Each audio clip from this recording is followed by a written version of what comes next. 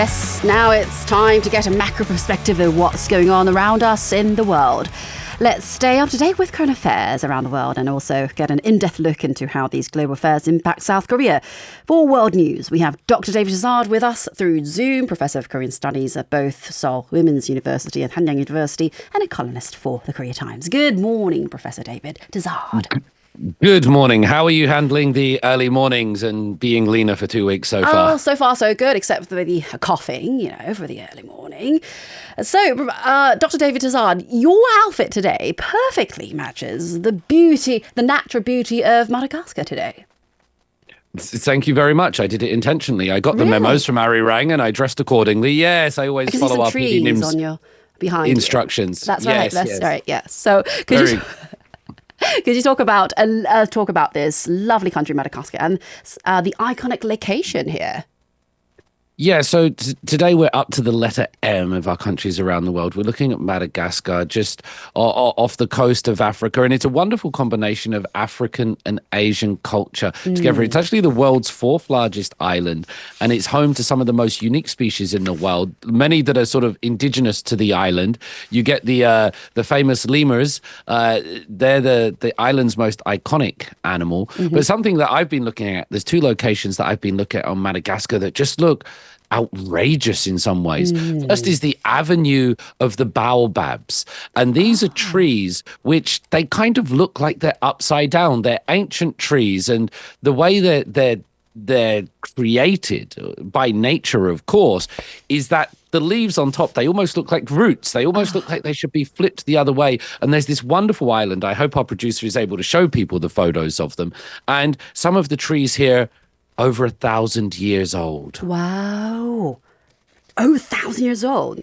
Yeah, and it would just be so wonderful to be standing there. Photos of it at dawn, at dusk, and different times of the day. An incredible place of natural beauty. The Baobab trees. Well, it is famously mentioned in The Little Prince, the book. So what are incredible sights or natural wonders can people explore on this island? What else do they have there?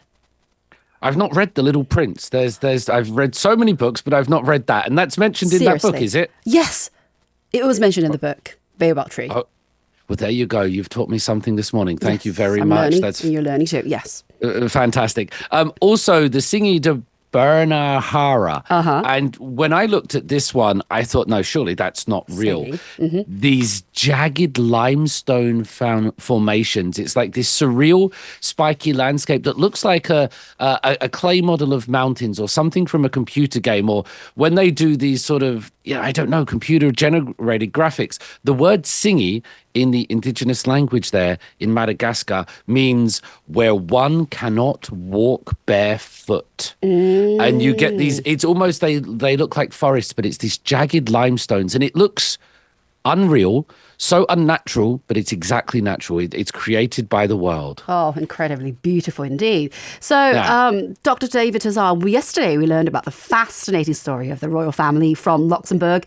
Today, let's shift our focus to Madagascar and its leader. Could you tell us a bit about the president of Madagascar? Yeah, André Rajoelina, he's in his second term as president. His first was 2009 to 2014, although that was highly disputed because many people accused him of doing a political coup at the time. However, when he did that back in 2019, Rajoelina, he was just 34 years old. He was the former mayor of the capital, Antananarivo, in Madagascar. But at 34 years old, in 2009, he became one of the world's youngest leaders. I mean, in other parts of the world, we talk about leaders and they're in their 60s, 70s, even 80s. President of Madagascar was 34 when he took power. And I've just been watching interviews with him on China's state network, CGTN. And the president of Madagascar probably sounds and looks nothing like you would imagine. He looks like a young, well-dressed Southeast Asian businessman, and he speaks French. He speaks French? Yeah, exactly. Well, that's one of the languages there. He speaks beautiful, perfect French. And he's the president. He's in his second term now, back in 2018. So he's been there 6 years. And he's just been in China again. Oh, China again. So that might be the reason that he had an interview with a Chinese television, discussing the relationship between Madagascar and China. Yeah, absolutely. Now, this is a huge thing around the world because obviously the United States has much of its attention focused on situations in Ukraine, situations in Gaza. The United States has many responsibilities, and a lot of these revolve around global conflicts and troops and ammunitions. China is taking a rather different approach with countries around the world, and that's the Belt and Road Initiative, the BRI. The Belt and Road Initiative involves going to countries and building stuff for them, which is very different from the destruction we see that's taking place in other parts of the world. China and Madagascar, they instituted diplomatic relations in the 1970s, and the president of Madagascar, Mr. Rajoelina, he's been over in Beijing. Last month, he met with Chairman Xi Jinping. He spoke in great, exalted terms about the leader, maybe because he was in China, but he called him a visionary leader, the leader of a great nation.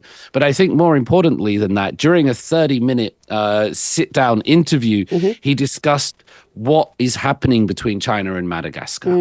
So could you tell us the details? I understand he covers some important topics, particularly regarding Madagascar's development and its growing partnership with China.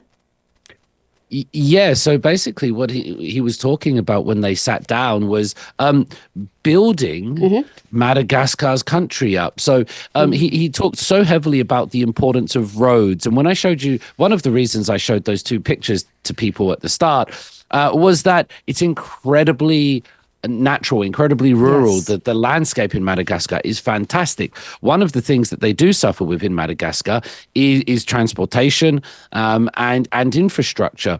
So as he was sat there, the president of Madagascar said that what China is helping people do in there is quite simply build roads and provide this crucial transportation link. I told you about the Avenue of the Baobabs trees, which you've told me was mentioned in Little Prince. In Madagascar, they also have something called Egg Road, and the president talked about Egg Road. This is a road that goes in and out of the capital of Madagascar, Antananarivo, and it's where all the chicken farms are. It's where all the eggs are produced, and sometimes it's a dirt road. The poor condition of the road, right, means that when cars drive along it, all the eggs break. Of course. If you're going to transport eggs, you need like a nice road, a clean road. And so one of the things that they're starting doing, although it seems small, is they're building up these roads, and that's what the president was speaking so highly about. That's why they met for the 30-minute TV interview. So building roads is crucial for these transporting agricultural products. So how was it in the past?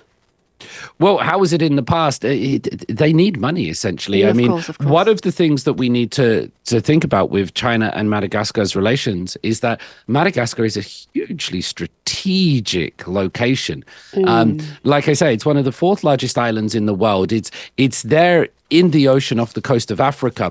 And so a lot of people are looking with reports on what Madagascar is doing, aligning with China, is that China is providing influence in the African region, that Madagascar is doing it because it gets money and it gets its road and it gets its country built. But people are suggesting that China is using its influence in this way. And this is a wonderful topic of discussion because building roads, building hospitals, and that's what China is doing there, and they're helping to do that. What Madagascar is doing in return, I find, is interesting. They're exporting sheep to China to boost the local. Yeah. They're sending sheep. So China builds roads for Madagascar. Madagascar sends sheep to China, and that seems to be what they're doing. But I really just want to spend my time on the internet scrolling around pictures of Madagascar and looking at it and going, when can I go there? That looks wonderful there. After building the roads and buildings, I guess. Yeah, it was. I have not seen it, I must confess, but it was also featured in an animation movie in the early 2000s, Madagascar. It was the name of Chris Rock and I think Ben Stiller. They did that. And so when I watched that one, yeah. Yeah, yeah. If you have young children, you probably will at some point. But when I was searching for Madagascar, it was so hard to find news on the country that wasn't related to an animation movie 2 decades ago. But that's what Madagascar is doing today. It looks beautiful. And bit by bit, the president, with the help of China at least, is helping to build up his country. That's right. So it's amazing to see how something as simple as building better roads like the egg roads can transform a community. Madagascar's future is really moving forward. Thank you so much, Dr. David Tizzard, and I'll see you tomorrow. See you tomorrow. Good luck with the cough. Thank you. If you're listening to our program using the podcast service, just a reminder that we do go live Monday through Friday, 7 a.m. Korea Standard Time. So tune in and help us make the show more informative by giving us your input. See you bright and early on Good Morning Seoul.